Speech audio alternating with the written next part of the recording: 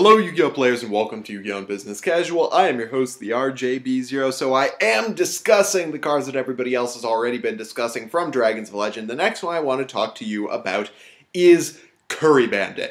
Kuribandit is actually one of my favorite cards out of the set because it replaces a lot of cards that are actually kind of bad in the decks that they're supposed to be good for. One of those cards is Card Trooper. I absolutely cannot stand Card Trooper. I see people running in a Dragon Ruler deck that has more spell and trap cards than monsters, and I wonder what they're thinking because it doesn't necessarily... You run the risk of dropping some really good spell trap cards at the possibility of maybe getting 3 dragons, and that's a really low possibility. Then there are cards like Magical Merchant, which people have been using in Sylvans, that if they get their effect off, first of all, because it's a flip effect monster, so you might not even get its effect because somebody might get suspicious and destroy it by card effect before they can flip it up. If you do that, the chances in any given deck that you are going to mill more than 2 monsters, get more than 2 monsters effects before you hit a spell or trap card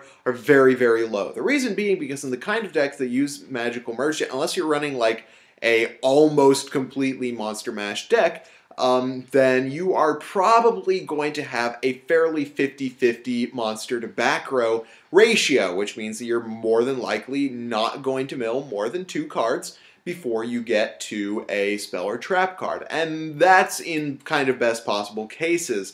In some decks, you might get up to like, 3 cards before you get it. However, in the case of Kuribandit, it can push past that 1 spell or trap card. So say you have like 5 cards in a row, 2 of them are monsters, 1 is a spell or trap right after those first 2 monsters, and then you have 2 more monsters after that. If you're running Magical Merchant, you only get to dig those 3 cards down. If you're running Kuribandit, however, you get to dig all 5 down, get all 4 of those monsters into your graveyard, and get its effect, to add the spell or trap card from your deck to your hand in that way. The other nice thing about it is immune to Veiler, which Magical Merchant isn't necessarily if your opponent doesn't attack into it.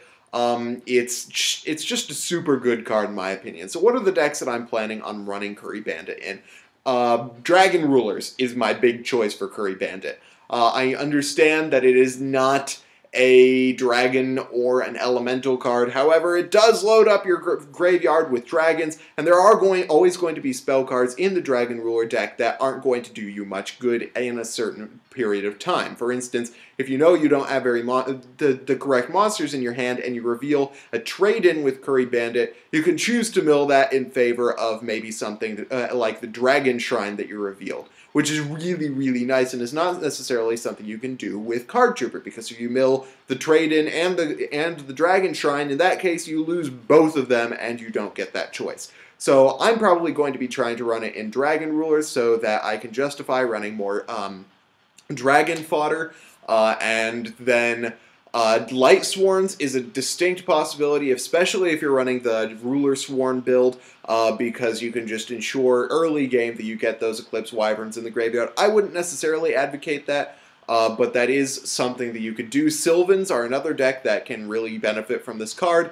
You can reveal 5 cards. If one of them's like a Mount Sylvania, then you get the other Sylvan monster's effects and add the Mount Sylvania to your hand, and you get all the good stuff from that. So I actually think that Kuribandit is an extremely good card, and I don't even think that it's in its best format right now. I feel like its best format, the decks that can use it to the best degree possible, are yet to come. So those are my thoughts on Kuribandit. I hope you guys liked this video. If you did, hit that thumbs up button. If you didn't, let me know why in the comment section below. And of course, subscribe for more decks, discussion, analysis, and general Yu-Gi-Oh! Shenanigans. Meanwhile, thank you guys for watching Yu-Gi-Oh! Business Casual. I am your host, the RJB0, and I got a jet. See you guys.